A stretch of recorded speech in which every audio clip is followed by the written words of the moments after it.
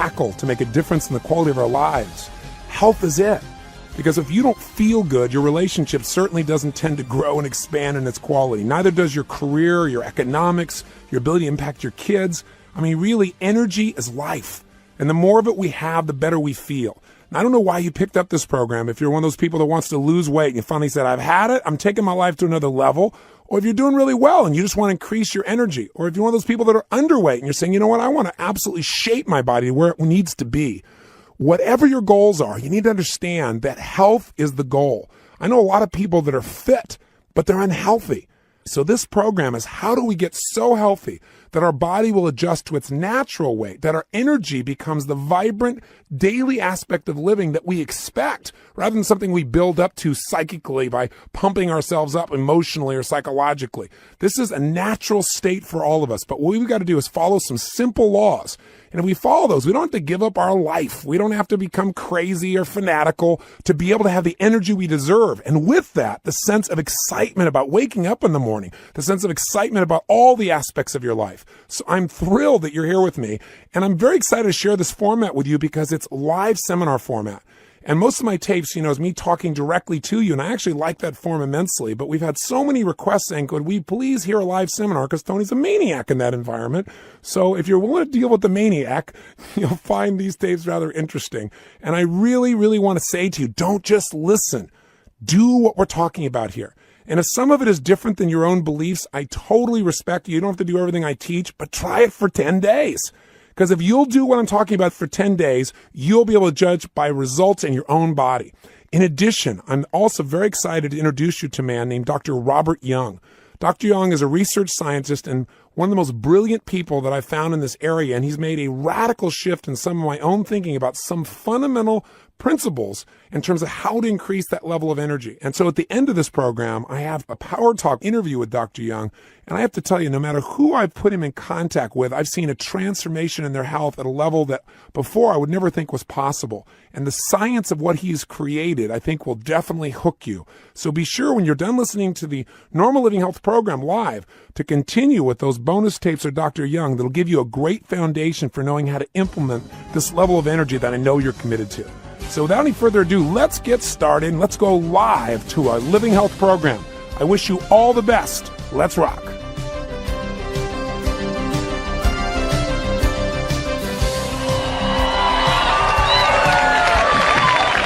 Today is the subject that I started my career with, health. And to me, health sounds kind of wimpy. Health. What it really was for me is energy. Or maybe even a better description of today. Today is about the power of the ultimate force that exists in your universe, that force that gives you life. That force that makes your heart beat 100,000 times a day without you ever having to think about it. Making about 3,000 to 5,000 trips through 1,000 miles of arteries and capillaries. That's what's inside of you. We took them all out, laid them side by side. It's amazing. And this is all happening. You got this little lump of matter called a brain that weighs about 3 pounds, and it runs the most magnificent system on the face of the earth. And it does it with less supposed power than anything else that would exist in terms of computer power. It can store more information. Your little brain, besides running everything perfectly simultaneously, it can store more information than you could put in the World Trade Centers with today's technology, which is as miniaturized as you can imagine. It would take the Hudson River to try and keep it cool. And yet our bodies do that every moment with all the demands we make on it. We have liver cells that are working right now that have 50,000 enzymes in each liver cell doing its job more than 1,000 times a second. Your eyes make 10 million distinctions in milliseconds, 10 million different distinctions to let you know what's going on. All your muscles, if they all pulled in one direction instead of contracting against each other, you could pull several tons. Your body is the most magnificent structure on the face of the earth. And absolutely the most magnificent thing, and most of us take this wealth for granted. In fact, we abuse it. In fact, most of us think we're fragile, and that some little bug's gonna sneak into us one day and take us down. Give us the flu and have us spitting up all this phlegm, or maybe something worse, an AIDS or a cancer or whatever the case may be. I'm here to tell you that you are not fragile. I'm here today. My primary outcome today is not just tell you what to do, but to remind you of what is true. Because we live in a cultural hypnosis that has taught us that we are fragile, that things can just happen to us, rather than what is natural, which is health and energy. Emerson said, the day in the life of one human being's body is enough to steal all the luster from fiction. What goes on here is so magnificent, and if you ever start to really study it, it'll change your self-esteem overnight because you see how powerful you really are. But what's happened is we have a set of belief systems, and whatever we believe, when we look for what we believe, we look for brown, we find it, as you've learned this weekend. And what I want to do this weekend is give you, or today I should say, is a second opinion. It is my opinion. It's backed up by thousands and thousands of researchers, and I'll back up everything I say. But it's another opinion. If you go to one mindset of person who's been trained a certain way, they're going to give you one mindset. Doesn't mean they're right, doesn't mean I'm right, doesn't mean they're wrong. You have to sit today and say, does this make sense to me? And while I'll document every single thing I'm going to talk to you about by the top researchers who have all the social proof you'll recognize from the top universities, doctors, hospitals, researchers, etc., you also have to be willing at times to say, I'm going to enter a little common sense corner in my brain and say, what am I really going to believe? And the best way then to decide something is not just to believe it, but to test it with your own body. And I'm going to ask you at the end of today to give yourself a 10-day test, just to see if what I'm saying makes any sense. You don't have to believe a word I say. You can just test with your body and judge by results. And if you do that, you will have a brand new life as a result of this day. This day could be as powerful as any other day. So, my goals today for you are a couple. Then, number one is to really affect your philosophy about this thing called your health, which really means the force of life, your energy. I really want to affect that philosophy, the way you look at health and the way you look at dis-ease. And I'm going to spend the first half of the day not talking about the solution, which is what I do 99.9% of the time. I want to talk to you about the problem and with it the solution. Because if we don't understand the problem, it's so pervasive about what currently is guiding us is this country in terms of health, then what will happen is the next time you'll listen to all the new things I tell you or all the simple tools and go, yeah, I'll do that until you get ill. And then you go right back to the old hypnosis. I've watched it. So unless we interrupt the current what? Pattern, we'll have no possibility of creating an alternative that you'll really follow through on. So I'm going to really go at you with this, and I want to tell you up front, this is my opinion backed up by thousands of people, but I understand there's a point of view, and if you disagree, I'm totally okay with it. But I will tell you up front that I'll tell you now it's my opinion. After this, I will no longer operate from that frame of reference. Because I got to try and give you a second opinion that you rarely will hear with a tremendous amount of intensity and passion that comes from my heart and soul and caring for you. And what I say to you is take everything I've got, write it down, take notes. Don't argue with it yet. Take it in. Don't let your current belief systems block any of it out. Just take it in first, and then test it, and then respond. Because if you react to me, then what's happening is you're responding to your belief systems rather than what I'm actually sharing. How many of you want to be a little bit open today, be a little bit flexible in your approach? Say aye. Excellent. So I want to affect your philosophy towards health. Number two, I want you to be able to eliminate fear. My major goal, what hurts me inside when I see people, is I see people live in so much fear, and probably the greatest fears people have to do with health. These things that affect them in various areas of their life. So I want to make sure we eliminate that because that was one of the greatest gifts that happened in my life. Three, I want to massively change the level of energy you naturally experience, not just you demand. Every one of you has given a tremendous amount of energy this weekend, but most of you by demand. And that's part of having energy, is building the muscle. But the other part is having the reserves capable, so when you make the demand, you don't run out of steam. You're not doing it unhealthfully. Because I began to study years ago, I used to remember hearing the words health and hearing the words fitness. And which one do you think I moved towards? Which one do you think? Fitness was what I want to move towards. Because that health, mamby-pamby, kind of weak. Fitness, now that's something I can get into, right? But what's true is there are a lot of people that are healthy and unfit. A lot of people that are fit but unhealthy. Fitness does not guarantee health. Do you remember Jim Fixx, the runner? Wrote the running books? What did he die of? Heart attack, right? He was very fit, but unbelievably unhealthy. So fitness is that ability to have this endurance and this drive and this demand, which I really value. But if you don't have health as your base, you will burn out. That's the person who goes out on the tennis court and they look good, they don't seem to have any extra weight or anything else. They're 40 years old, having a great time, and they drop dead of a heart attack right there. They were fit but unhealthy. I want to make sure you leave here with energy that comes from health, not just from the strength of fitness. And then to build on that, a sense of fitness that'll give you a sense of power like you've never had before as well. And lastly, I want to make sure you have fun today too. because I think if you enjoy this and if you can look at this, some of these things with a sense of humor, especially some of the things I'm going to do in the second half of the day, I think you will never forget what we talk about, because the second half of the day, you will laugh a lot, but it's kind of like when you think about your old belief systems and you have a new association to those. Well, some of the things you were certain about before you got here, you may feel similar about by the end of this day. So how did I get into this? Well, when I was very young, I always wanted to be successful, accomplish things, and so I worked very hard, as most of you know, to study principles that would help me succeed. And a lot of that was driven by my background. And so sure enough, I worked real hard. I became quote-unquote successful, which by my standards as a young kid was I made a lot of money. And I made this money, I was 19 years old, and I was earning at that time about $10,000 a month, which is a lot of money for most people, but definitely a lot of money for a 19-year-old kid, because you have no overhead, right? You know? So it's definitely a lot of money in that case, right? So I'm making all this money, I'm becoming so successful, like all these great things coming, and everything in my life was flowing. I was touching people's lives, I was doing what I loved. I felt like I was walking through life, living my purpose, doing what my spirituality really means, which is to contribute in a meaningful way.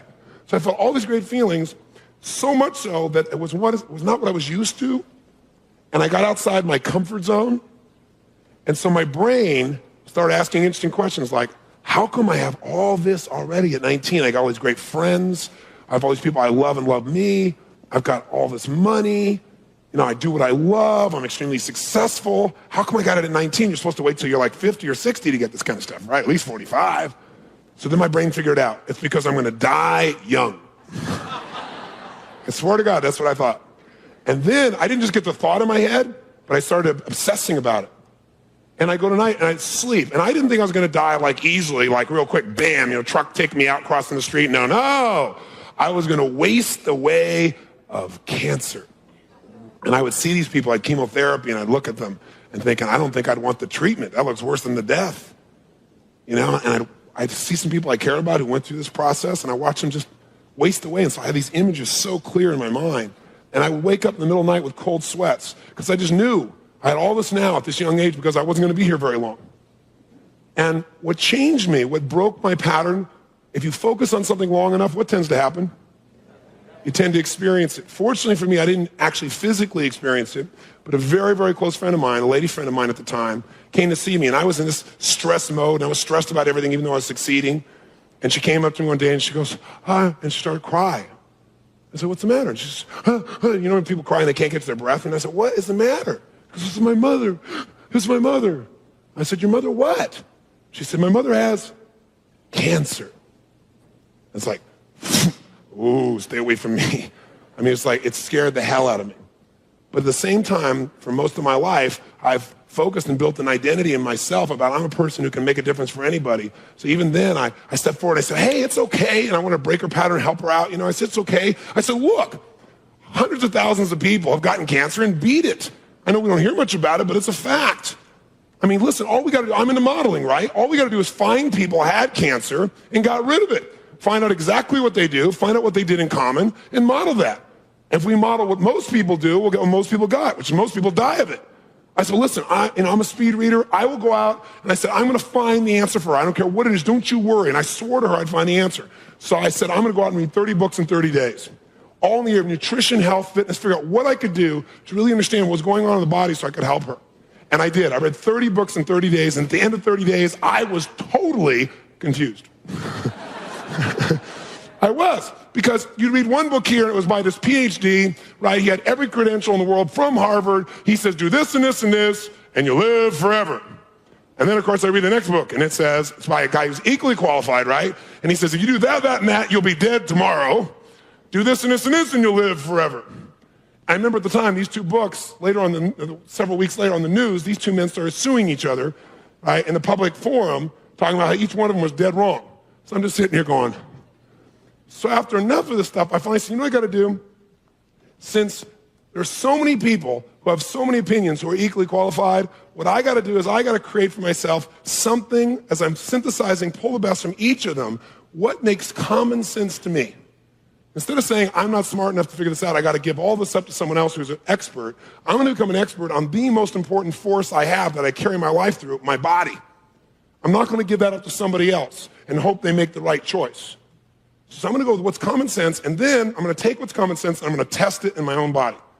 And I want to help other people do the same. So sure enough, I started studying all these things, and I came across several books, and I went back to this woman who had the cancer, and I met her and got a chance to develop a relationship with her. And she had cancer the size of like baseballs, tumors on her shoulders and in her female organ. And it was pretty intense. The doctor gave her 9 weeks to live. And he said he didn't really think surgery would do any good. But then he reevaluated, he talked to another doctor, and they said, well, she might live as much as 4 months, and that if they went in there and did surgery within 4 weeks, they might be able to do something. They might be able to slow it down. Maybe she could live 6 months or a year. They all argued about how long she was going to live. Not that she was going to live, but if she would live within a year. But he didn't want to operate right away because she had some kind of infection or something like that involved with it as well, and he wanted to give her some medication to do that first before they went into the surgery. So I went to her and I said, listen, read this book. And I gave her a book called One Answer to Cancer, which wouldn't be the book that I would #1 recommend today, but it talked about this man who had cancer. He was told he had 4 weeks to live, and he completely eliminated all the tumors from his body. And he did it all without using any invasive drugs, no chemotherapy, nothing like that. And so he talked about exactly what he did, what his method was. And I said, listen, they say you're going to die, so you can just accept that, and maybe you still will. But I said, if this guy did it, and this seems similar to some of the other things I read, why don't you at least try this? And then they gave her a second book, and that second book was by a man named James Allen called As a Man Thinketh, a book you should write down and go get. It's a little tiny book, but it's a classic. And basically what it says is what we already know, that as you think in your heart, so are you. So you become. As you think, so you become. Because I realized that you can't just take care of the physical side, that the mental side of us affects our biochemistry as well, and have to do both. And I figured if we didn't change her mental side, she probably wouldn't make the shift. So she got As a Man Thinketh, she started reading it, she started reading this other man's book, and within a few days she got started on this program of detoxifying her body, getting the poisons that were in her body out without cutting it open. And so she did this, and she did a variety of things, and I'll tell you some of those things tonight as we go through these processes. But all I can tell you is that within 4 weeks, she'd lost 28 pounds. Now, most of those pounds she lost in the toilet, by the way, in waste that was coming out of her like it was going out of style. All this poison that was inside of her screaming out of her system. And within 4 weeks, you couldn't see, at least, anything protruding at all in her shoulders. 4 weeks. So she goes back to the doctor, and he says, well, you're looking much better. Maybe we'll wait a few more weeks. So he said, we'll wait to the 9-week segment because it looks like you're doing a little bit better. But he said, we got to go in and cut it out. So after about 7 or 8 weeks, she's feeling phenomenal. She's in the best fitness of her life, best health of her life. She doesn't feel any sense of dis-ease in her body. And she comes to me and she says, I talked to the doctor, he wants to operate. Now, I'm a 19-year-old kid at this time, right? And she says, what should I do? And I said, oh, great. I said, I tell you not to do the surgery and you die of cancer, and that's on my head for the rest of my life. I said, I can't tell you what to do. I'm just, getting started myself. But I'll tell you one thing, if it was me, I'd at least wait a little longer since you don't seem to have any, semblance of anything the matter with you anymore. I mean, I'm sure there must be something in there, but obviously you're moving in the right direction. And she said, I totally agree with you. I said, no, don't agree with me. I said, you do this on your own, right? This is your decision. I can't do this for you. The same thing is true for all of you today. I can only tell you what I believe. So she said, okay, but I just want you to know I'm not going to do it. I said, well, great, I'm glad for you. 2 weeks later, she went in for the surgery. Why? Because there's an interesting thing that happens to us as human beings. When we get in a state of uncertainty, when there's a lot on the line, when there's a fear of loss, especially our health, most of us don't see ourselves as being qualified to make decisions about our own bodies. So we look to those people who seem to have more certainty. Now, because someone has more certainty, does that mean they're right? Yes or no? No. And we as a culture have been taught to respect authority. And so I'm very supportive of doctors. I have a practice management company called Fortune Practice Management. And all we do is manage doctors' businesses for them and help them to create a life. So I'm not against doctors. I don't want you to get the wrong impression. But a doctor is a coach, just like I am. And you can't give me the responsibility. You can't give him the responsibility. No doctor is God. They're all human beings who make mistakes and do great things both. So you got to look at them in that light. And these people work unbelievably hard. They care immensely about people. But many are completely overworked, and they have a difficult time keeping up because things are changing so rapidly. The point of the matter is this guy, all he knows is he's been trained. If you go to a baker, they will bake. If you go to a surgeon, they will cut because that's what they're trained to do.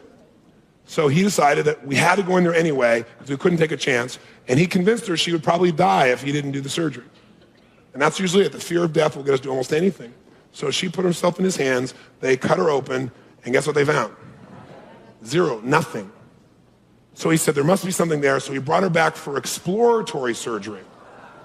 And imagine what that does to alter the body, to have something going and cutting around. They did find something. All he found was something at the end of my little pinky's fingernail. That's all that was left. In her whole body, in 9 weeks. So what do you think happened to my belief? First of all, I was euphoric because I felt the sense of, wow, I had contributed to saving a life. But I'll tell you honestly, I saved another life simultaneously. Whose was that? Because I freed myself from the fear, because that was the only thing I thought could stop me in my life. I always thought, man, I know I'm guided, and I feel like God guides us all. I'm in tune with that. I'm here. I've got a life's work. I know what it is, but this is going to take me. It's like zero fear. And when you take away fear, guess what happens to your energy? It just explodes. You can't believe how much energy inside of a human being is suppressed just by fears they don't even realize they have. And so I became an evangelist, And she, by the way, went back and, talked to her doctor and said, look, I don't have anything. It's amazing. I mean, I did this in 9 weeks and everything else. And he said, it's a miracle. She goes, yeah, let me tell you what I did. He said, it's a miracle. She said, no, but let me tell you. He said, it's a miracle. And she said, it is a miracle. And let me tell you, and he just didn't want to hear that. He said, you just better thank God. She said, I do, but I did my part.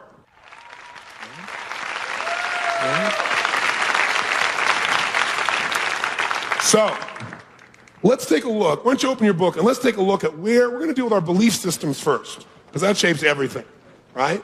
Our belief systems. Because we got to say, okay, everything human beings do is driven by their beliefs. All behavior is belief driven. So let's take a look and say, what are the organizing principles or beliefs, I put you here in your notes here, that are driving your life? So tell me, what are the beliefs, and on page 3 here, it says, what are the primary organizing principles or beliefs that our society conditions us to believe about what is disease and what is health? What do we have to do to avoid it? So tell me, what are some of the limiting beliefs that we get, or that maybe some of us in this room have had? What are some limiting beliefs you've had about health? Raise your hand. Anybody at all? Yes, ma'am. Don't get near someone that has a cold. Don't get near someone who has a cold, right? Why not? Well, then you'll catch it. We're going to talk about that one. You're going to find out most of you eat colds rather than catch colds. Yes. I used to believe that once you get sick or once you catch a cold or something, you immediately take medicine. Immediately take medicine. I haven't had a cold in almost 2 years. You haven't had a cold in 2 years and you stopped taking medicine. What kind of medicine would you normally take? Whatever seemed good on the commercials, I guess. Or whatever seemed good on the commercial. Yeah. Very good. Somebody else, organizing principle. Yes, sir. What's a limiting belief about health? Well, I think that milk gives calcium. That's milk gives calcium. I used to believe that. Used to believe that. Good for you. I'm glad it's a used to believe. Because milk actually leaches calcium from the system, as you're going to find out today. Leaches it. People, the big dairy consumers, have the weakest tensile strength in their bones of anybody. I'll give you the research on it. No question about it. Yes, somebody going, going to take away my milk today? Just remember this. Today is about giving you things. Today's going to be about giving you a series of gifts, and anything that we get rid of will replace with something better that's still tasty. Okay, so you're freaking about your milkshake right now. Don't worry. Stay with me. What are we taught is the source of disease? What is it? Come on. It's germs. It's viruses. It's all these sources. Well, I'm going to show you today what the reality is. And the reality is we are being treated in this country in a way that puts our health at risk very often. Now, am I attacking the medical profession? No. Let me give you a frame of reference. Medical doctors, again, work harder than anybody you probably know. Most people think they're rich off playing golf. I don't know too many that are doing that. I know most of these people have committed their life because they care about human beings. And they will give their heart and soul. They will do it at the expense of their own health, their own emotion, their own families. Most of them go to school for a decade or two, right? And during that time, as soon as they finally make it out of school, guess what they do? After paying for all that education, they now go totally into debt so they can go start a practice usually. And then now they're running full speed trying to help everybody. I'm telling you, these are some of the most special human beings on the planet. I used to attack doctors because I saw the behavior that happened from some doctors. And I get so upset because I saw it hurting people. I don't have that feeling at all. I don't demonize doctors. Doctors are incredible people. But we have put doctors in a horrible position for 2 reasons. Here's a good metaphor for a doctor. A doctor's out there, cares about people, give anything. And one day he's walking by a stream. As he walks by a stream, he hears this yell, help, help, help. And he looks down the stream and sees somebody drowning. Well, he's a good man. A lot of people just walk by and try and go get some help. Some people would say, oh, I don't know what to do, and freeze. Not a doctor. Doctor cares about people. He jumps in head first at his own risk. It's really strong current, saves the person, drags them out. They're full of water, pumps their chest, gets all the fluid out, gives them mouth-to-mouth resuscitation. The person survives thanks to that doctor's effort. But the minute that doctor finishes the one, all of a sudden, guess what the doctor hears out in the river? 2 yells going, help, help. Oh my God, doctor jumps out in the river, right? Grabs one, grabs the other, drags one by the leg, other by the head, drags them both in, brings them out in the sand, pumps them out like crazy, mouth to mouth to both of them, almost out of breath himself, and all of a sudden saves their lives. Phenomenal. But just as he's finishing, guess what he hears? 4 more screams. Jumps out and there are 4 more screams. He's trying to help everybody, trying to do everything this human being, man or woman, can possibly do as a doctor to help them, drags them both in, pumping them, and while they're still pumping all 4 of them, 8 more screams. In fact, the doctor's so busy helping people, he never has time to go upstream to see who's throwing them in. All right? All right? Yeah. They care deeply. Let me tell you, here's the reality. The half-life of the current medical education, according to the AMA, 4 years. What does that mean?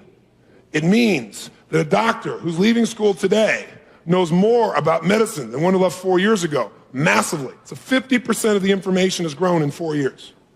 The bottom line is, these doctors are primarily educated with new information by the drug companies, by the drug salesmen, because there's no physical way they can do everything they're doing, help everybody, and stay educated, because we have 8,000 new drugs that have come out in the last 4 years alone. 8,000. And what's happening is we're constantly being told what to believe. And the people who are teaching us are the researchers, and the researchers usually work for which company? The drug company that's promoting it. We live in a society today that's better living through chemistry or surgery. I want to talk to you about a different approach. An approach that's worked for hundreds of years, probably thousands, but hundreds under a particular title, that's made a huge, huge difference in the quality of people's lives. So, what is health? Put it down. It is energy, it is vitality.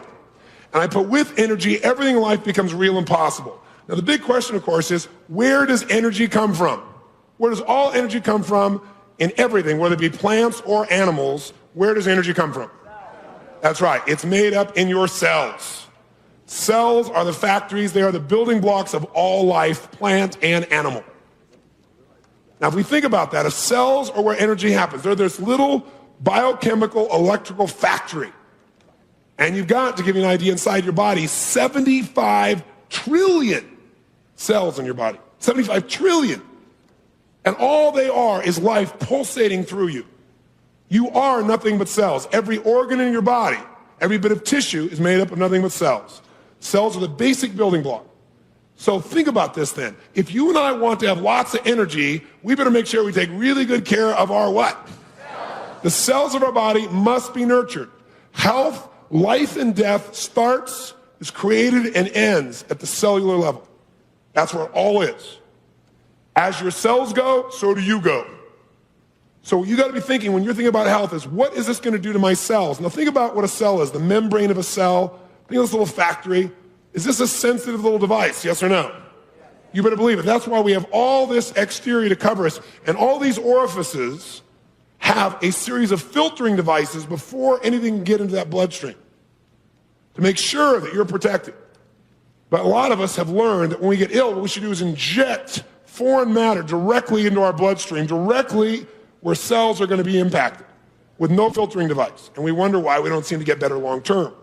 So what we want to do is we want to make sure we take care of those cells. So on page 7 at the top, the quality of our life, this is our core organizing principle for health. The quality of your life is the quality of the life of your what? Cells. So then the big question is, okay, Tony, so what do my cells need to not only survive, but to really thrive? The number one force of energy that cells use, they must have, is called oxygen. Health is energy. Energy is built at the cellular level. Cells must have oxygen. It is the number one source of energy on planet Earth, not food. Oxygen. When you are tired, the first thing you must do is get more oxygen to your system. How do they get you to go for 3 days and 3 nights through an insane number of hours, unbelievable intensity, and not be out of your mind with like your body feeling horrible and terrible and tired? How many felt pretty energized most this weekend long? Say aye. How do we do that? That's right. We were moving and we were breathing, but the movement was stimulating the flow of oxygen through your body. Whenever you have pain, you've been sitting a long time, it's because you don't have any blood flow. The blood flow isn't flowing, so you're not getting fresh oxygen as clearly or as much, and so you experience this thing called pain. Oxygen is the number one source. The second thing that cells need to thrive is nutrients. Nutrients. Not food, because many of you eat what you call food doesn't have any nutrient left in it. Right? It's totally devitalized, and it doesn't give the cells anything. And here's the secret. Anything you put in your body must either be assimilated or eliminated. If your body can't assimilate it, it's giving it no nutrients. And if the body has to eliminate it, that requires a large amount of what? Anybody know? Energy. Most people are eating food that is draining them of life force because it's food that the body has to work overtime to trigger and figure out how to detoxify and change. Working overtime trying to eliminate. So all the nerve energy is being wasted away. That's why people go to sleep and they have more than 6 hours sleep and they're still tired. Or in some cases, maybe more than maybe 7 or 8 hours sleep, right? How embarrassing.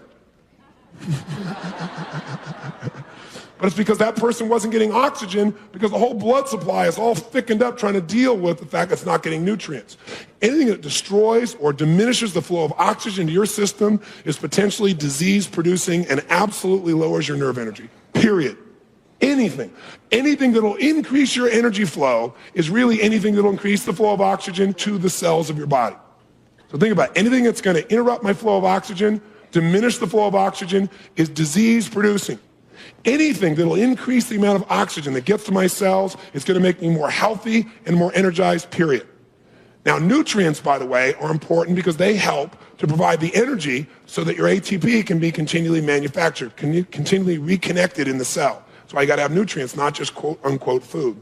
And the third thing that all cells need to not only survive but thrive, and this is the thing most people don't do, the ability to eliminate their own waste. What is the process of life? At its basic essence, it's consuming and eliminating. Right? That's basically what all animals do. It's what your cells do. They all consume. They take in nutrients, they take in oxygen, and they spew out and eliminate their waste products. The problem is, what happens if the cell is living in an environment? Where's the environment? Let's say the bloodstream. The blood is delivering these nutrients. The blood is delivering for us this oxygen. But the problem is, what happens if day after day after day, we're constantly putting more poison in, more things the body cannot assimilate, has to eliminate, till the energy of the body gets lowered. Pretty soon you start to accumulate what in the body? Waste, toxicity, toxins. Part of that waste is, watch this right now. Boom! 7 billion liver cells just died. How exciting. But guess what? Boom! Same time, 7 billion new ones were created.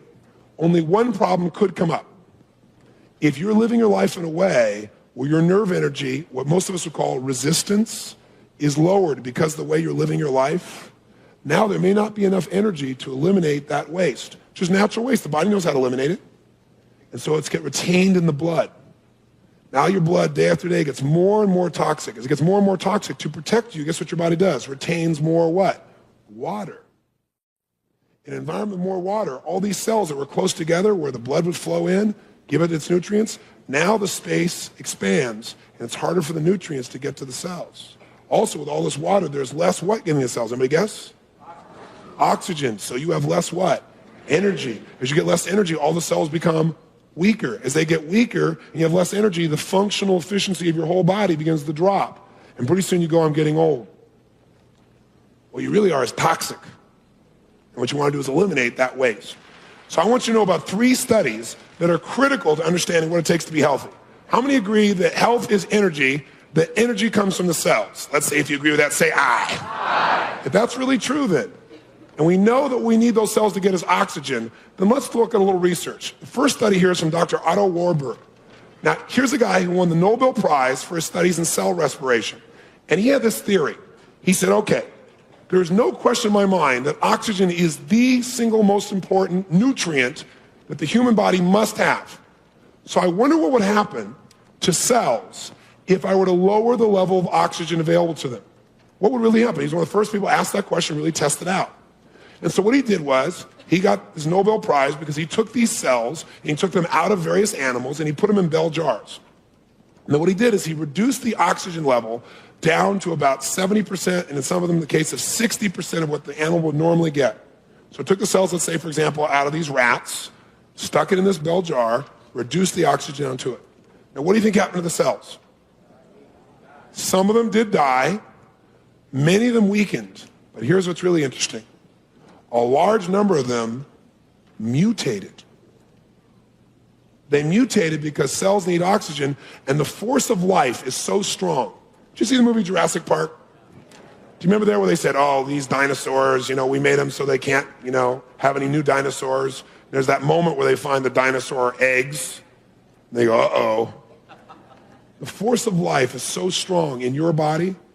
Most of you fear cancer. What cancer is cells that have not been given enough oxygen. Something has ruptured something has made them go haywire, whether it be chemicals, but usually it's a lack of oxygen. In order to survive, they're not trying to live in an environment with no oxygen because they want you to live. So without oxygen, they go rampant and grow like crazy. They're growing, they're living. But they take over the space in your body, and that's why you see these lumps coming out. They don't belong there. Cancer is your body trying to stay alive in spite of the fact that you have poisoned it continuously. That's what's really happening. Now here's what's really interesting. What he did is he went through this and he said, wow, I dropped it down 60% lower. Some of them mutate. That's really fascinating. Mutating cells are what kind of cells? Anybody know? Cancer cells. They start growing rapidly. He started thinking about this and wrote this paper about it. Then his student, years later, Dr. Harry Goldblatt, he's a Rockefeller Institute researcher. He decided to take that same hypothesis and really test it. So he decided to take cells out of these rats. And what he did is he did the same thing, but he did two things. He took one bell jar and he put in that rat cells and he reduced the oxygen down to 60% of what they would normally get alive. He took another bell jar, and in this one, he kept the oxygen level at the normal level. Well, the cells that were kept at a normal level of oxygen, same percentage, how do you think they did? Well, guess what he did? He gave them nutrients, and he gave them the same amount of oxygen, and he gave them the room to eliminate the waste. They all lived fine. In fact, they were vibrant. He went to the other ones. What happened? Some died, some weakened, some mutated. He then took the cells back out of the bell jars, re-injected them back in the rats. And the rats from bell jar number 1, the control group, no problem. The rats took the cells back in, went on, continued to have healthy lives. The rats where they took the cells out where there was less oxygen, they injected in the rats. Every single rat developed what? Cancerous tumors. Every single one. What might this tell us about how important oxygen might be in dealing with this scary thing most people think of as cancer? A little important, or maybe the most important thing of all. What would you say? No question. I'll give you another clue. 1 out of 3 Americans gets cancer. 1 out of 7 athletes gets cancer. Why is it that much different? I mean, how could that possibly be? Because they get a lot more what in their system? Oxygen. So you might want to become an athlete quickly. Third study, Dr. Alexis Carrel. This guy's a 2-time Nobel Prize winner, and he did work for the Rockefeller Institute also. And he did some amazing research. He took chickens. Check this out. He took old chickens. An old chicken's like a 12-year-old chicken's an old chicken. Right? That's old in chicken life. I don't know, it's like 7 times that or something. I don't know what it is, but that's an old chicken. He took cells out of chickens, and he took their cells, and he put them in bell jars, and he did the 3 things I just told you that a cell needs. What did he do? He gave it plenty of what? He gave it the what they need, and he made sure that continually the waste products were eliminated. Those 3 things. His goal was, he said, there is no reason for a cell to ever die, and that's why he did the research. He wanted to know what would make it work if you gave it what it needed. Guess what? Chicken 12 years old is about ready to die. How long do you think these chicken cells live? Not forever. They live longer than he did, though. He's dead. The cells got thrown out about 10 years ago. Yeah, they were still alive. Before he died, 3 years before he died, he wrote this research report. His belief was, if you gave the cells what they need, these 3 things, and you avoided physical rupture, what would cause physical rupture? Injury, car accident, smacking something. If you did that, if you gave the cells the oxygen they need, the nutrients they need, eliminated the waste, and you avoided physical rupture, the cells will live forever. Now, this is not some guy from Azusa talking, right? This is a 2-time Nobel Prize winner. whose whole focus is cell respiration. And this subcommittee knows more than anybody you're going to talk to probably about what happens in cells. Now that's a pretty fascinating thought. So what would be the problem then? The problem is we put our bodies in a position that is unnatural, where we pollute ourselves, and usually as we get older, the pollution builds up more and more and more, and that's what we call aging for the most part. Cells have an unbelievable power. They should not break down. The natural state is to be in a great place. So if cells have all this power, why do they break down? Top of the page, page 9. What causes you to become ill? The answer is simple. The accumulation of toxins in your bloodstream. That's what causes illness, is the accumulation of toxins. Now, why do cells die? Well, cells die, number one, the most common killer of cells is lack of what? So let's say you have a really fatty diet. You got a high-fat diet, and you're tired all the time, and you feel sick, and you're wondering why. We talked about this yesterday. You got a lot of fat in your system. What happens to the red blood cells? They stick together. If they stick together, they move more fast or more slowly through the bloodstream. Which one? More slowly, which means you get more or less oxygen, which means the cells get stronger or weaker, which means some cells may actually die or... That's why we see all these studies that show high fat intake related to cancer. It all comes down to oxygen. Oxygen, that's your baby. Secondly, what causes cells to die? Any disturbance in the electrical fields of the cells will kill them. Any disturbance in the electrical fields of the cells. Every cell is a biochemical electrical force. If you do something, you put something in your body, there are a lot of non-foods you put in your body, or drugs, that disrupt those cells. The cell membrane is very thin. You break that membrane, all the guts of that cell are going to drain right out, the cell's gone. You do anything, you put too much sodium in your body. There's this thing called a sodium-potassium pump. And the sodium-potassium pump is what creates this electrical energy in your body. And if you disturb that, all of a sudden, you've got a major problem. When someone takes strychnine, strychnine goes in and it disturbs the electrical fields of the body, and the cell just short circuits, it's dead. That's what it is. Number one thing that will make your cells weak is the very opposite of what most people think, and that is decreased workload makes your cells weaker. Decreased workload, making less demand on your body, makes cells atrophy and weak. Remember I told you yesterday that they're doing these studies at 3 different universities here in the US? They're taking men and women in their 60s and 70s and making an increased what? Demand on the muscle cells of the body.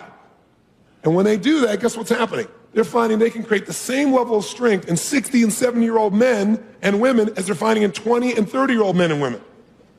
The problem is when we get older, we have these belief systems that say we're going to have less power, less energy, and we become more toxic, so there's plenty of people around us as evidence.